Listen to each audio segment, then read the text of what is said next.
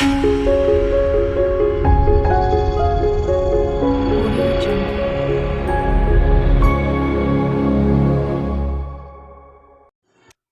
Morning friends, welcome to Koine Lingua English for learners. Friends, आज की इस video में हम नरेशन वाले पार्ट में इंटरोगेटिव सेंटेंस को इनडायरेक्ट स्पीच में कन्वर्ट करना सीखेंगे।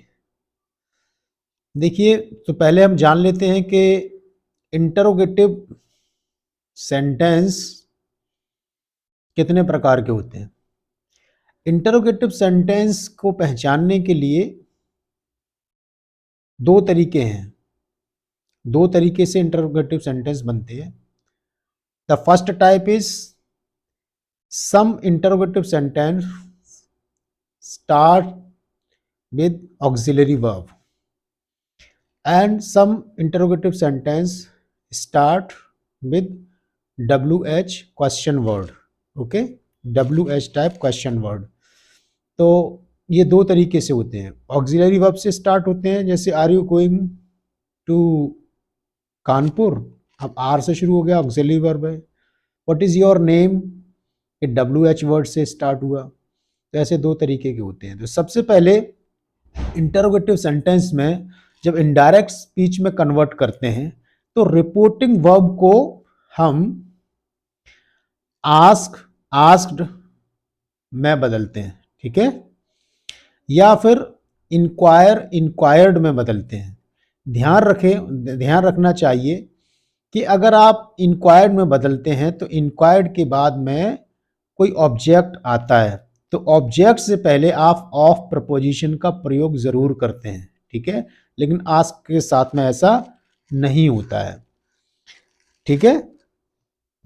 अब आप चाहे तो इंक्वायर्ड में बदल दें, चाहे तो आस्क्ड में बदल दें रिपोर्टिंग वर्ब को। दोनों ऑप्शन ठीक हैं, इसमें दोनों में कोई डिफरेंस नहीं है, दोनों से ही सेंटेंस सही बन जाएगा। फ्रेंड्स, दूसरा हम इसमें क्या करते हैं कि in place of inverted comma we use conjunction. In interrogative sentence we use conjunction if और वेदर। अब इफ और वेदर कंजंक्शन किस टाइप के इंटरोगेटिव सेंटेंस में आता है? जो सेंटेंस इंटरोगेटिव ऑक्सिलरी वर्ब से स्टार्ट हो उसमें हम इफ या वेदर लगाते हैं कंजंक्शन, ठीक है। और तीसरा चेंज क्या करते हैं, आप इफ लगाएं या वेदर लगाएं, दोनों से ही सेंटेंस करेक्ट बन जाएगा, ठीक है। क्वेश्चन मार्क हटा देते हैं, फुल स्टॉप लगाते हैं, ठीक है। तो ये जो रूल है वो इंटरोगेटिव सेंटेंस को हम असर्टिव सेंटेंस में कन्वर्ट कर देते हैं इनडायरेक्ट स्पीच जब बनाते हैं। ये रूल है, इंटरोगेटिव सेंटेंस को असर्टिव सेंटेंस में कन्वर्ट कर देते हैं, ठीक है, जब हम इनडायरेक्ट बनाते हैं। तो ये कुछ सामान्य रूल हैं रिपोर्टिंग वर्ब को चेंज करने के, चाहे इंक्वायर्ड में करें या आप आस्क्ड में करें, या कभी ऐसा होता है कि डायरेक्ट स्पीच में ही आपका आस्क्ड आ गया तो भी नहीं घबराना चाहिए, टोल्ड आ गया तो भी नहीं घबराना चाहिए, ठीक है। मतलब इससे कोई फर्क नहीं पड़ता है। आप आस्क्ड में बदल दें या इंक्वायर्ड में बदल दें। इंक्वायर्ड में बदलेंगे तो प्रपोजिशन ऑफ के बाद ऑब्जेक्ट उसका आता है। लेकिन ऐसा कब करते हैं हम? ऐसा तब करते हैं जब उसका ऑब्जेक्ट दिया हुआ हो। जैसे फॉर एग्जाम्पल आप देखें, कई बार कुछ ऐसे एग्जाम्पल आते हैं, he said to me what is your name. अब ये WH टाइप हो गया। He asked me what my name was, ये बन जाएगा असर्टिव सेंटेंस, ठीक है। इसको इनडायरेक्ट में कन्वर्ट कर दिया। अब ऐसी हो, he said to me are you a teacher. अब ये ऑक्सिलरी वर्ब से हो गया। He asked me if I was a teacher, ये कन्वर्ट हो गया, ठीक है।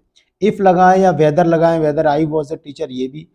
या ऐसे बना, he inquired of me whether I was a teacher, ये भी सही हो जाएगा। ऐसे ही पहला वाला अगर बनाए he inquired of me what my name was, ये भी सही हो जाएगा। तो आप जब इंक्वायर्ड लगाते हैं तो उसके बाद उसका ऑब्जेक्ट आएगा, ठीक है। और ऑब्जेक्ट अगर उसमें हो इंक्वायर्ड से बनाते हैं तो प्रीपोजिशन ऑफ उससे पहले यूज किया जाता है, ठीक है।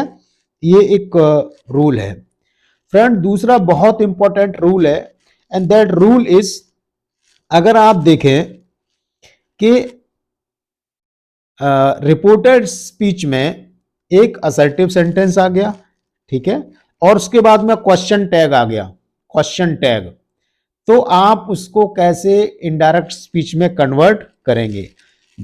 इसमें क्या करते हैं, what we do, we leave this question tag and we assume the assertive sentence as an interrogative sentence, ठीक है, उसी को हम इंटरोगेटिव मान लेते हैं असर्टिव को, और क्वेश्चन टैग को हटा देते हैं। फॉर एग्जाम्पल, ऐसे आपने बहुत सारे सेंटेंसेस पढ़े होंगे, देखिए, she said to me you know me don't you, ठीक है, क्वेश्चन मार्क लगा, डोंट यू ये क्वेश्चन टैग हो गया, क्वेश्चन टैग।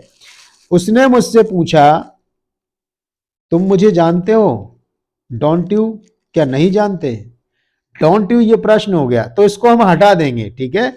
यू नो मी इसी को हम मान लेंगे डू यू नो मी, ठीक है, ये एक रूल इसका ग्रामर का होता है। तो अब आप इसको सेड टू मी को आस्क्ड मी करो या इंक्वायर्ड ऑफ मी कर दो। In place of inverted commas आप इफ लगाइए या वेदर लगाइए, दोनों सही माने जाएंगे। She asked me if I knew her, ये भी बन जाएगा, या she inquired of me whether I knew her, ये भी बन जाएगा, दोनों सही हैं। ऐसी एक और एग्जांपल लेते हैं, he said to me you are poor aren't you, aren't you ये क्वेश्चन टैग हो गया, ठीक है। तो हम इस क्वेश्चन टैग को तो हटा देंगे, आर यू पुअर इसी को मान लेंगे, यू आर पुअर को आर यू पुअर मान लेंगे, तो ही asked me if I was poor, और यहां फुल स्टॉप लग जाएगा। तो इन्वर्टेड कॉमा हट गए और आपका क्वेश्चन मार्क हट गया, और in place of inverted comma we use conjunction if for whether, and the reporting verb is converted according to the sense either inquired और आस्क्ड, किसी में बदल दो, ठीक है। फ्रेंड, एक बहुत ही इंपॉर्टेंट रूल है ये, नेक्स्ट जो रूल मैं बता रहा हूं, that rule is very important. अगर रिपोर्टेड स्पीच में विल या शैल आया है, ठीक है, तो जनरली हम क्या करते हैं, उसको इनडायरेक्ट में कन्वर्ट करने के लिए वुड या शुड में करते हैं, विल को वुड में और शैल को शुड में करते हैं। तो हमें करना क्या चाहिए, आई शुड और वी शुड करना चाहिए, क्योंकि आई और वी के साथ शैल आता है, लेकिन बेहतर माना जाता है कि हम आई वुड और वी वुड की करें, ये इंग्लिश लैंग्वेज में बहुत बेहतर माना जाता है, ठीक है। ऐसा करना, जैसे she told me shall I switch on TV, अब देखिए शैल आई ये तो सही लिखा हुआ है, अब इसके अकॉर्डिंग जब हम करेंगे तो she asked me if she should ये बेहतर माना जाएगा यहां, ठीक है। या फिर ये करें she should switch the TV, ये शी के साथ शुड बेहतर माना गया।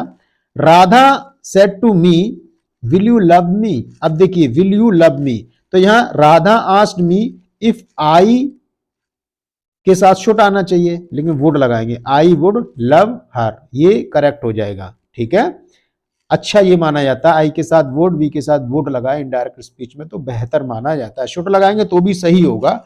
ऐसे ही आप थर्ड पर्सन के साथ में, जैसे मान लीजिए ही और शी हो थर्ड पर्सन के साथ में, वहां पर आप वैसे वुड लगाएंगे, लेकिन आप वहां शुड लगा दें तो बेहतर माना जाता है। तो फ्रेंड्स, ये कुछ रूल्स थे इंटरोगेटिव सेंटेंस को इनडायरेक्ट स्पीच में कन्वर्ट करने के। मुझे लगता है फ्रेंड आप लोग समझ गए होंगे। Friends, this is an educational deliberation, and if you people like this, and if you people think that this video can help you in understanding the rules of grammar and the English language, subscribe my channel and press the bell icon Share this video with your friends and colleagues. Thank you very much. Have a nice day.